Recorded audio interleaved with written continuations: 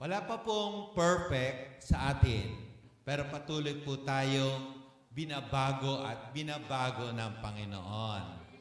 Kaya alam mo ba, yung katabi mo, patuloy na binabago ng Panginoon yan. Sabi mo sa katabi mo, ang pogi mo ngayon, ang ganda mo ngayon.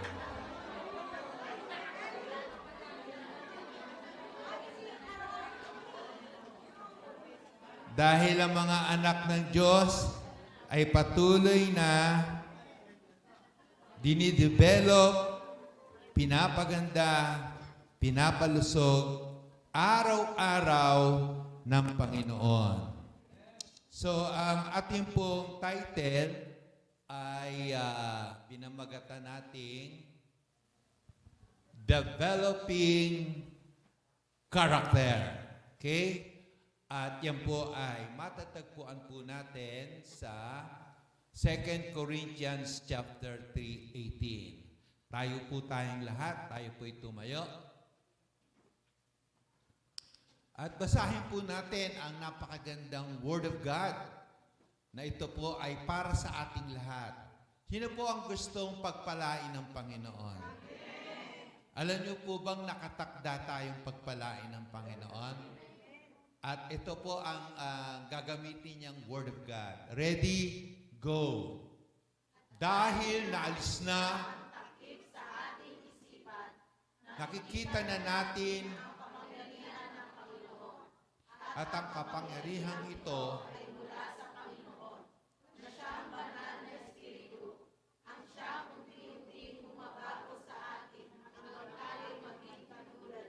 Amen. Ako na lang po, no, sa English naman, ang sabi dito, we are being transformed into the same image of our Lord Jesus from glory to glory. Pataas na pataas ang antas ng pagbabago sa atin ng Panginoon. Just as by the Spirit of the Lord. Tayo po'y manalangin. Manaming Diyos, matupad ang pagkatawag mo sa aming lahat na kami ay napili mo at napatawad. Kami ay isa ng bagong nilalang kay Kristo Jesus. Salamat sa pagtawag mo sa amin. At pagkatapos mo kaming mapawalang sana, wala kang itinarang kahit anong karumihan sa amin. Ipinatawad mo ang lahat-lahat ng aming mga nagawang karumihan, kasalanan. Kami ay malinis na sa iyong paningin. Subalit, Panginoon, sa aming pagsunod sa inyo, sa aming pong pang-araw-araw na buhay, patuloy mo kaming binabago ng binabago. Hindi pa po kami perfect, pero sapat ng iyong biyaya, O Diyos. Hindi ka titigil hanggang sa kami ay matulad sa iyong wangis. Sapagkat yan ang unang dahilan ba't mo kami nilikha, kami ay matulad sa wangis ng Diyos. Mangusap po kayo sa amin at matupad ang lahat ng magaganda mong plano. Ito po ang aming dalangin sa pangalan ng Panginoong Yesus. Amen. Pwede na po tayong umupo.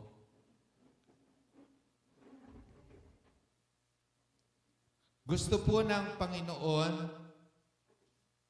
na tayo po ay patuloy na nababago araw-araw. At nakikita po natin dito na hindi po agad natutupad yung mga bagay na ating inaasahan. Meron po akong ipapakita sa inyo na magugulat po tayo. Ito po ang mababasa natin, parang sa TV lang natin ito napapanood o sa pelikula. Pero ito pala ay nangyari na sa Bible. Alam niyo po yung salitang teleport? Ano po ang pagkaintindi niyo sa teleport? Yung bang nandito ka, bigla ka na lang makikita mo yung sarili mo nasa isang lugar. Then suddenly, bigla kang nag-disappear. And then suddenly, bigla kang nag-appear sa isang lugar. Meron bang imposible sa Diyos? Wala. Ngunit bago natin puntahan yung teleport, ang pamagat po natin ay developing character. Ano po ba ang ibig sabihin ng character? Sa Britannica Dictionary, ang ibig pong sabihin ng character ay the way someone thinks. Kung paano daw tayo mag-isip. Tulad ngayon, hindi ko alam kung ano mga iniisip nyo ngayon. Maaaring iba sa inyo nag-iisip ng memeryendahin mamaya, o kakainin, o pupuntahan. Kung paano tayo mag-isip, kung paano tayo makaramdam, kung paano tayo kumilos. Someone's personality. Or, merong 6 na susi para mailarawan natin ang karakter. Physical appearance. Sa panlabas na kaanyuan. Okay? Maaaring masabi na natin ang pag-uugali o personalidad ng isang tao. Hindi kanina kung paano siya magsalita, kung paano siya kumilos, how they treat others. Malalaman mo kung mabait or hindi mabait, kung paano niya itrato o kung paano siyang makipag-ugnayan sa tao. Kung siya ay mapagmataas o mapagpakumbaba. How they treat others. Unique tics and character traits. Ito pa, how they interact with their surroundings. Ikaw ba ay mabait sa hayop? Ikaw ba ay malupit sa aso o sa pusa? Pag nakakita ka ba ng may haharang-harang na pusa? O mayroong kang nagdadrive ka, makakakita ka ng pusang tumatawid? Ang bagal tumawid ng pusa? Tutuluyan mo ba o hindi? Yung kapatid kong si Dina, pag nakakakita ng pusang tumatawid yun, bumabagal magpatakbo. Pag tumigil yung pusa sa gitna ng kalye, tigil din siya. Napaka-bait niya sa pusa. Alam niyo kung ilang pusa meron siya sa bahay? Mahigit 20. Napakarami. Dati ang aso niya 5. Kaya ang bahay nila ay amoy. Buti malinis-linis naman. Amoy tao naman, no? So, makikilala ang pagkatao sa 6 na susi na yan at dito mo masasabi kung ano klase ang pagkatao. May mga taong madalas magmadali. Kaya kung matinik ay malalim. Kayo ba ay mainipin? Na lagi kayong nagmamadali? Someday, dito gaganapin yung mga pastors prayer breakfast. Magpe-pray po dito mga pastor. Yan po ay ginagawa every Thursday at napili dito po ganapin. Mamadali po ako na nakailangan ko po makarating dito. Excited po ako. At sa pag nagsalamin muna ako, napansin ko yung mga buhok ko sa ilong, naglalabasan yata. At kailangan kong guntingin. So, umuha ko ng matulis na gunting. Sa pagmamadali ko, natuso ko yung ilong ko sa loob. Akala ko naman, hindi siya dudugo. Buhos pala ng dugo pagka sa ilong, sensitive pala. So, hindi makuha sa isang tapal ng tissue. Kailangan ko munang umupo na nakahigang ganyan para tumigil. So, may natutunan akong lesson. Anong natutunan akong lesson doon? Huwag kang nagmamadali. Dahil ang taong laging nagmamadali, kung matinik ay malalim. So, may iba-iba tayong mga pag-uugali na kung minsan, yung ating pag-uugali na yon ang magiging susi kung matutupad agad o hindi matutupad ang magandang plano ng Diyos sa ating buhay. Gusto po ba nating mangyari yung mga ipinapanalangin natin sa Panginoon? Gusto po ba nating matupad ito? Huwag kang magmadali sapagkat may kailangan gawin muna ang Panginoon. Basahin ko na po sa inyo yung teleport na sinasabi ko. Sa Gawat 8:39-40. Pagkaahon nila sa tubig, ito po ay si Felipe, nakakita po siya ng isa pong opisyalis ng isang bansa na nagbabasa ng parang Bible. At sa kanya pong pagbabasa ay na-curious siya na gusto niyang maintindihan. At bigla na lang nag-appear si Felipe from somewhere. At dito, bigla na lang kinuha si Felipe ng Espiritu ng Panginoon. Sapagkat si Felipe po ay nagpaliwanag sa kanya ng kahulugan ng kanyang binabasa at pagkatapos naliwanagan yung eunuch na yon sa biyahe. Siya po ay opisyalis ng isang bansa at napakabait ng Panginoon. Kumuha siya ng instrumento at bigla niyang pinalabas doon sa eksena. Biglang lumitaw si Felipe. Mula kung saan, bigla na lang lumitaw siya. Halimbawa, biglang mayroong lumitaw ditong isang tao. Hindi na siya nakita ng opisyal.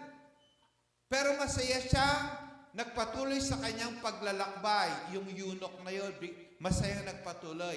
Namalayan na lang ni Felipe na siya'y nasa lugar na ng Azotus. Nangaral siya ng magandang balita sa mga bayan na dinadaanan niya hanggang makarating siya sa Cesarea. Posible ba yon? Halimbawa, nakaupo kang ganyan, bigla kang dinala sa Amerika. Saan mo gustong daling ka ng Panginoon? Hindi ka nadadaan sa immigration.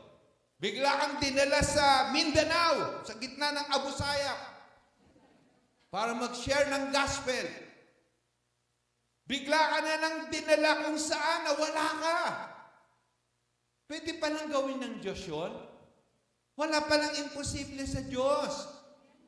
Pwede may cancer ka, pagkisap ng mata mo, dajing! Wala na yung cancer mo. Tapos ang suot mo na hindi maganda, isang ikot mo lang, kadang!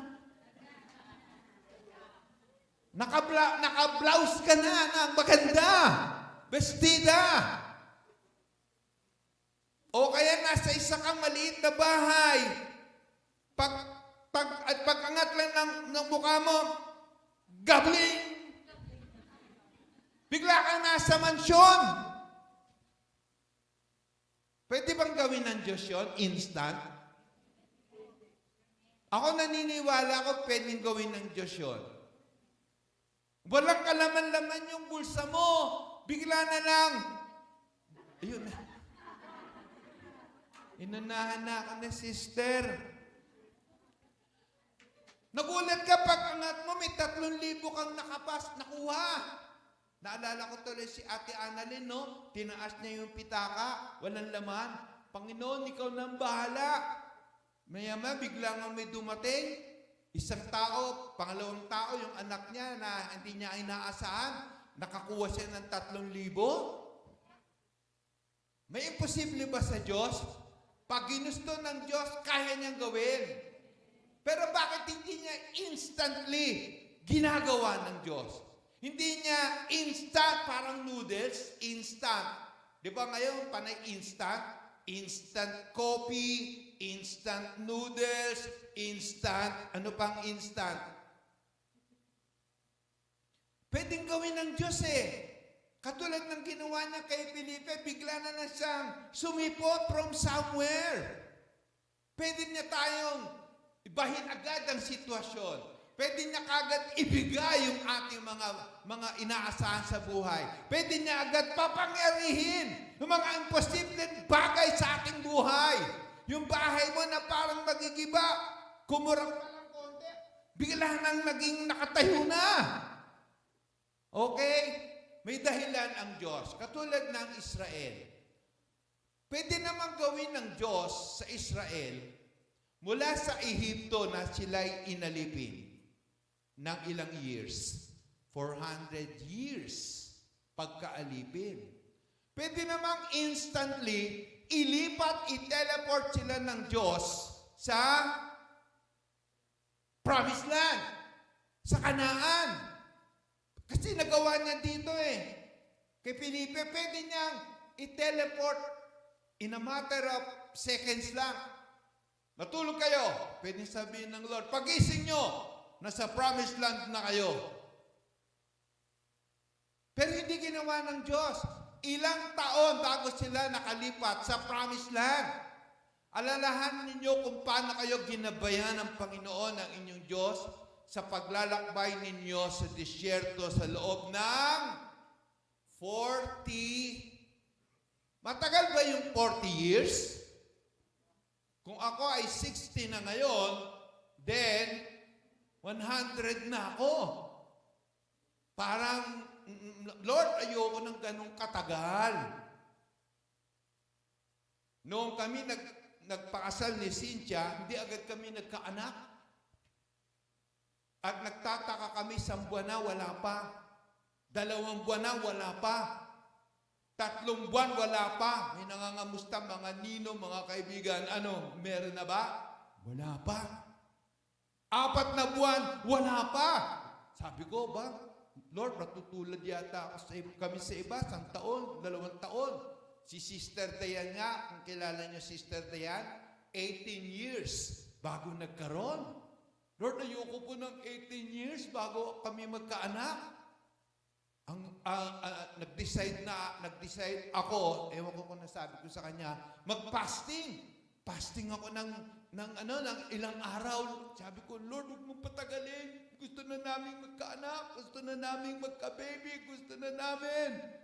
Ganyan, Praise be to God. Bago mag-5 buwan, nabuntis na si mga Cynthia. At isinilang na si Joseph. Pero ito, 40 years. Ginawa na ito. Bakit? Ito na. Bakit hinayaan ng Lord ng 40 years? Bakit hinahayaan ng Lord hindi agad mangyari yung mga pinagpe-pray, yung mga inaasahan natin, yung mga minimithi natin sa buhay na kagalingan, kaginawahan, kasaganaan, pagbabago? Bakit hindi agad nangyayari? Sapagkat ito ang sabi ng Panginoon, ginawa niya ito upang turuan kayong magpakumbaba. Sabihin niyo nga po, magpakumbaba.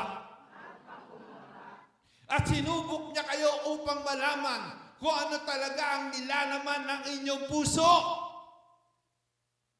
Bakit kayo sumimba ngayon? Bakit kayo nandito ngayon? Nabalitaan niyo bang may ayuda? Wala naman, di ba? Nabalitaan niyo bang babaha ng bigas? Wala naman, di ba? Alam ko, kaya kayo nandpunta ngayon para talaga purihin, sambahin at pasalamatan ang ating Diyos na buhay.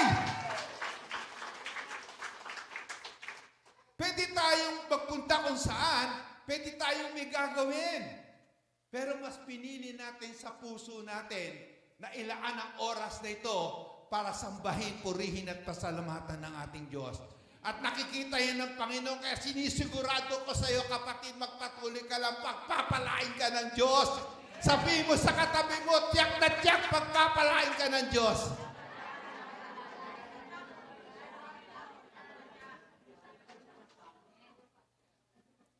Upang malaman kung ano talaga Laging gustong malaman ng Diyos kung ano talaga ang nilalaman ng ating puso. Kung susundin ninyo ang kanyang mga utos o hindi. Ibinaba niya kayo sa pamamagitan ng paggutom. Talaga palang may pagkakataon ang Diyos, hahayaan kang magutom. Titingnan ng Panginoon kung susunod ka pa rin kahit gutom ka. Susunod ka pa rin ba sa Panginoon kahit gutom ka? Magpupulit, magpapasalamat ka pa rin ba sa Diyos kahit kumakalaman tiyan mo? Matutulog ka na lang, wala pang laman ng tiyan mo. Paano na? Galing ako sa isang Bible study. Ginabi ako sa pag-uwi diyan sa loob ng Sangli. Doon ako sa church nakatira. At matutulog na ako. Panginoon, salamat. Kumakalaman tiyan ko. At nung pinatay ko na ilaw para matulog ako, biglang may kumatok. Yung pala may birthday na nagaganap sa ibaba. Doon kami sa Lobinos Pagbukas ko ng pinto, isang platong punong-puno ng masasarap na pagkain. Alam na alam ng Diyos ang kailangan mo, kapatid. Diyos na mapagmahal.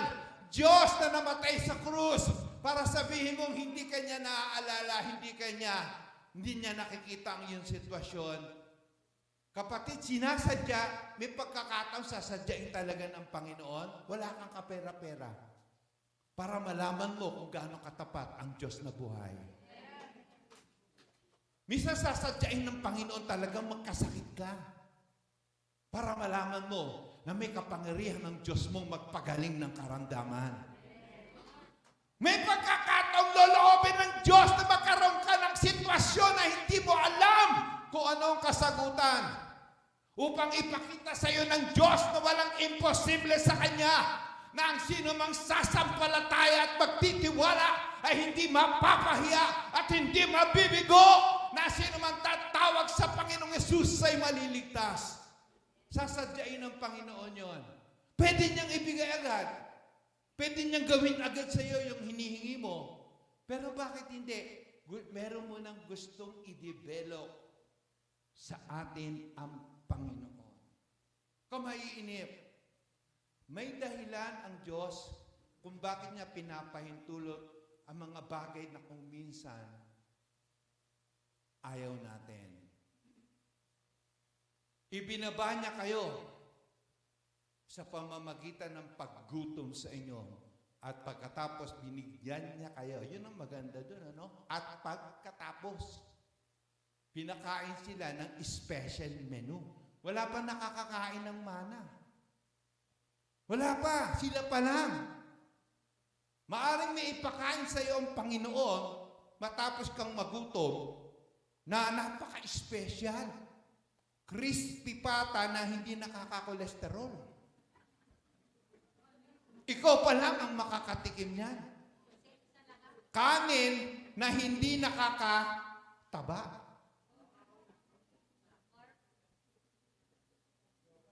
Low carb. Binigyan niya kayo ng mana. Sino gusto ng mana? Sa atin, may ibang kahulugan ng mana. Isang klase ng pagkain na hindi pa nyo natitikman maging ng inyong mga ninuno mula pa nung una.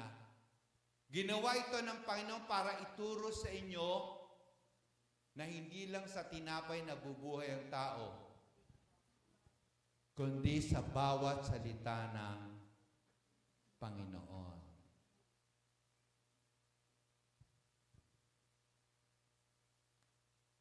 Kapatid, ang laging tinitingnan ng Diyos yung ating pagkatao.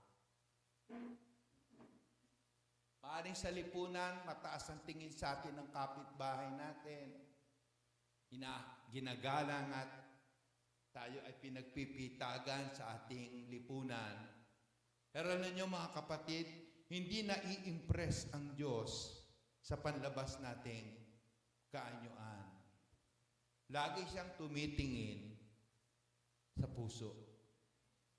Pero sinabi ng Panginoon kay Samuel, huwag mong tingnan ang tangkad, ang kakisigan niya dahil hindi siya ang pinili ko. At that time, ang hari ay sino unang hari ng Israel? Si Saul. Si Saul, hindi masyadong dumaan sa proseso ng character development. Bigla siyang naging hari. At that time kasi, gusto ng mga Israelites matulad sa maraming bansa na may sariling hari. Hindi nila alam, meron na silang hari, ang Diyos na buhay. Kaya sakit na sakit ang puso ng Panginoon, maging ni Samuel, kasi ang mga Israelites humihingi pa ng hari. Parang sinasabi nila, ayaw na namin sa Diyos maging hari. Gusto namin talagang haring tao. Parang pakiramdam ng Diyos, nireject siya. At sige, pinagbigyan ng Diyos. Alam niyo, kung may time, sa tigas ng ulo natin, pinagbibigyan tayo ng Diyos. Anong tawag doon? Dalawang klase ang will. Perfect will and permissive will. Bakit permissive? Pine-permit. Pero hindi yun ang idea. Sinabi sa iyo ng Panginoon, anak, ang piliin mo yung maka-Diyos, ang magiging boyfriend, girlfriend, at magiging asawa mo. Pero Lord, ang pogi niya. Pero Lord, ang ganda niya. Wala po akong mapili sa church. Kaya pumili na ako sa iba.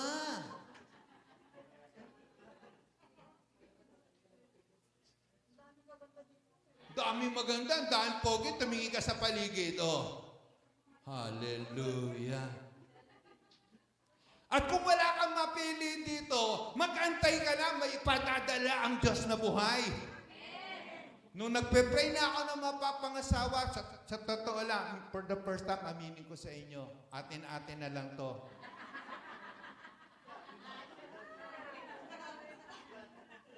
Hindi ko lang to ma-open sa church na main eh. Baka may magalit sa akin. Nagpe-pray talaga po ako, 29 na ako, 28 na ako. Hindi pa po talaga ako makapag-asawa. Nag-pray naman ako. Talagang wala po akong napili sa church namin.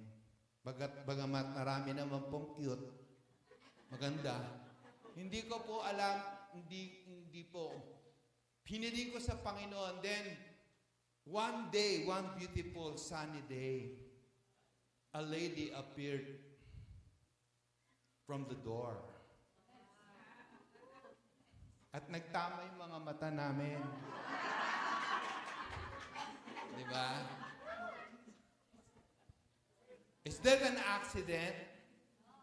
Nothing happens by accident. Pag may plano sa iyo ang Diyos, walang aksidente. Basta huwag ka lang magmamadali. Pag nagmadali ka, ano mangyayari? Aagos ang dugo sa ilong mo. And to cut the story short, naging kami ni Mama Cynthia. Kapatid, ang sabi ng Panginoon, huwag tayong titingin sa panlabas. Kasi ang gusto ng Panginoon, yung puso. Pusong may katangiang maganda. Pagkakuha ka ng kasambahay, anong unang-unang gusto mong katangian meron yung kasambahay? Sipag? Ano pa? Mapagkakatiwalaan, sa madaling salita, hindi malikot ang kamay. Tingnan mo nga ang kamay ng iyong katabi.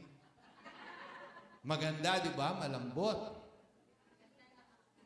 Hindi namin pinahalagahan yung kumuha kami. Nawalan kami ng 10,000. Hindi pa rin namin pinahalagahan yon. Nawalan ng makapal na alahas si Mama Cynthia. And to cut the story short, hindi na kami kumuha. Kami-kami na lang. Kung mag-aalaga ng anak mo, maging maingat ka dyan. Napapansin ng mag-asawa, bakit yung anak nila parang nangangayayat na, nanlelembot pa. Lalambot. Naglagay ng CCTV. Yung may-ari, nakita nila kung paano saktan yung kanilang anak. At kapag ka nakakatuwaan at iyak ng iyak yung bata para tumigil ang pag-iyak, alam niyo kung anong ginagawa? Binubuksan yung bibig at dinuduraan. At ayaw pa rin tumigil, alam niyo pa rin ang gagawin? pinapalo na. Minsan, dinadaganan pa yata ng una. Pag 1 second na lang, yung huling hininga, tsaka tatanggalin.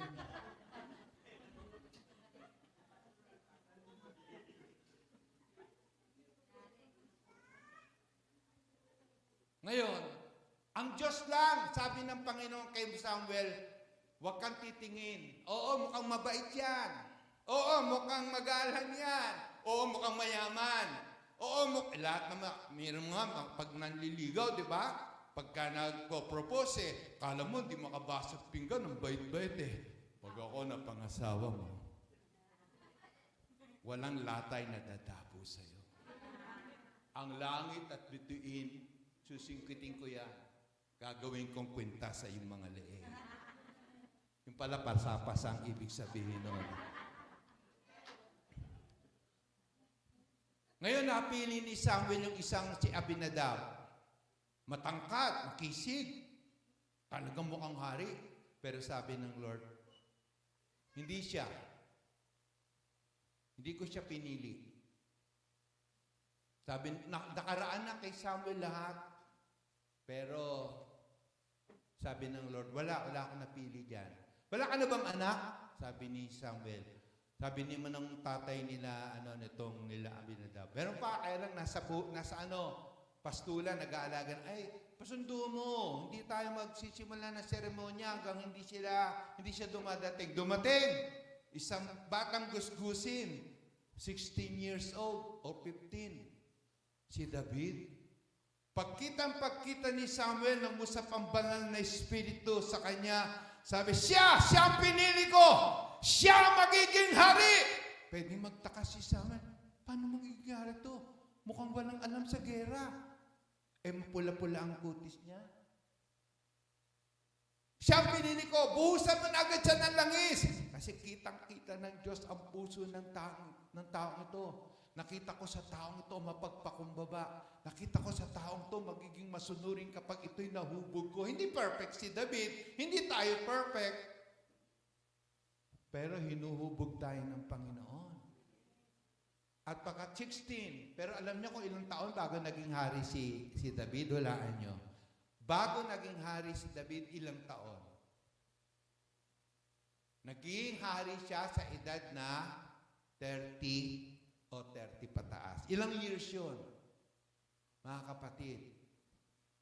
Kaya mga kapatid, dinidevelop tayo ng Panginoon to be the person na mapagkakatiwalaan na matinding pagpapala. Kaya nagagalak din tayo kahit na dumaranas tayo ng mga paghihirap dahil natututo tayong magtiis. Sabihin niyo magtiis.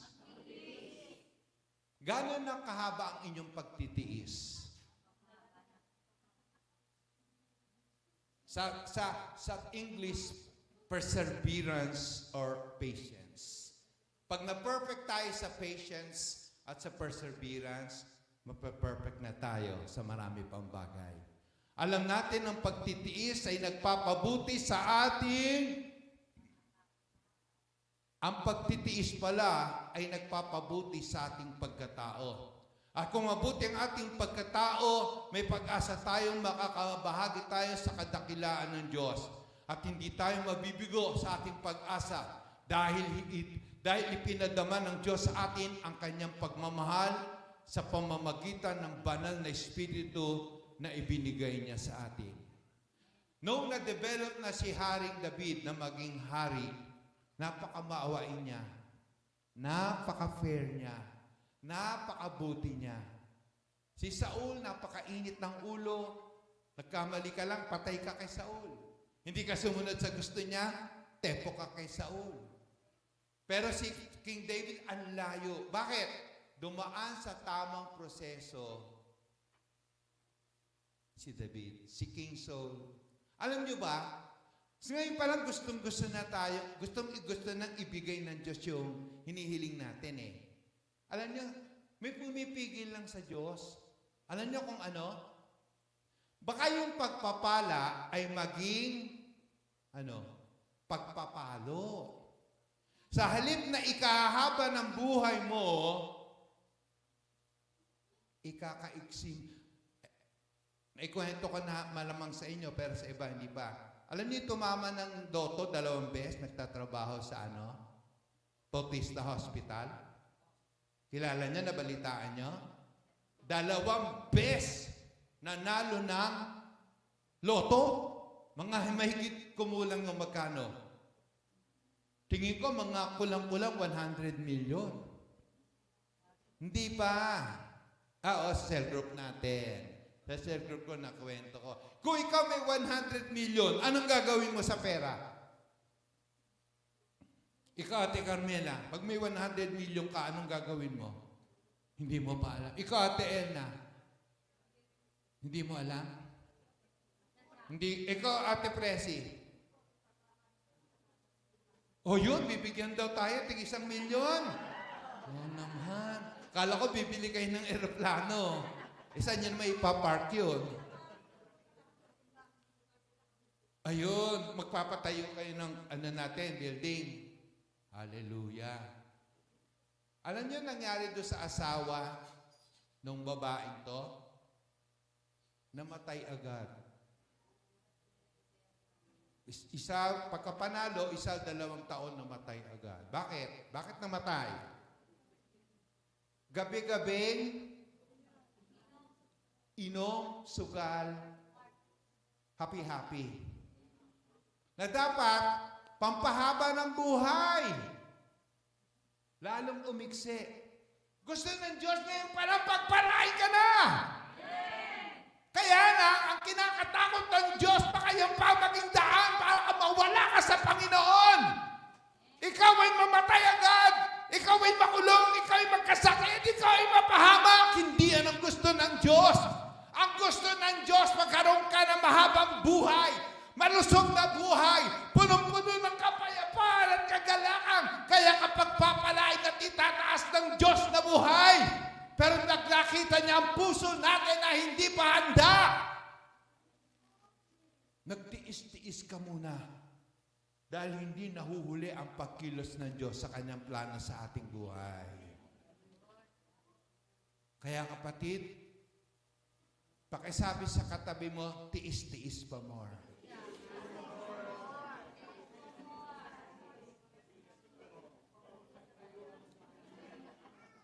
And then last, tingnan nyo kung gaano kabait ang Panginoon. Tingnan nyo kung gaano kabait ang Panginoon para lang talagang ma-develop tayo. Sapagkat alam na naman ninyo ang biyayang ipinakita ng ating Panginoong Hesukristo na kahit na mayaman siya, doon sa langit ay nagpakaduka siya dito sa mundo alang-alang sa atin. Para sa pamamagitan ng kanyang kahirapan ay maging mayaman tayo. Ano ibig sabihin niya? Nagpakahirap ang Panginoon para maramdaman niya at maunawaan niya ang nararamdaman ng mga taong nasa mabababa ang kalagayan sa buhay.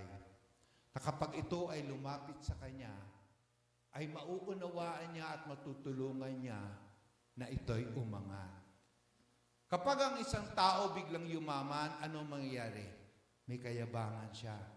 Pero kapag siya ay dumaan muna sa matinding hirap, katulad ni Pacquiao, sa matinding kalagayan, nauunawaan niya yung nararamdaman ng mga mahihirap na gugutom. Kaya madali siyang lapitan. Kapatid, dinidevelop tayo kapag itinaas ka na ng Panginoon, hindi ka mahirap lapitan. Ikaw ay magiging bukas palad sa mga taong gustong tulungan ng Diyos sa pamamagitan mo. Tayong lahat ay tumayo.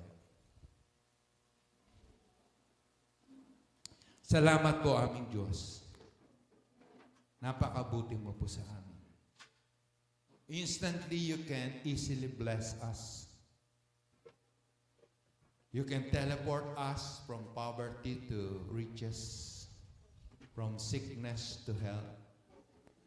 But there is one thing that is keeping you from doing that. So Lord, help us to be patient in your dealing with us. Continue to perfect the good work you began in us. Continue to develop us from glory to glory, that we may partake the glory of your majesty. Salamat po, Diyos. At kapatid, meron ka bang pangangailangan? Taas mo ang iyong kanang kamay. Lord, nakita mo ang iyong mga anak. May iba-ibang pangangailangan. Ito man ay kagalingan na matagal niya nang inaantay. Lord, pwede mong gawing pagalingin mo agad siya. In Jesus' name, receive the healing right now. Receive it by faith. In Jesus' name. Or pwedeng it takes time. Bigyan mo ng lakas. Mag-antay, Panginoon.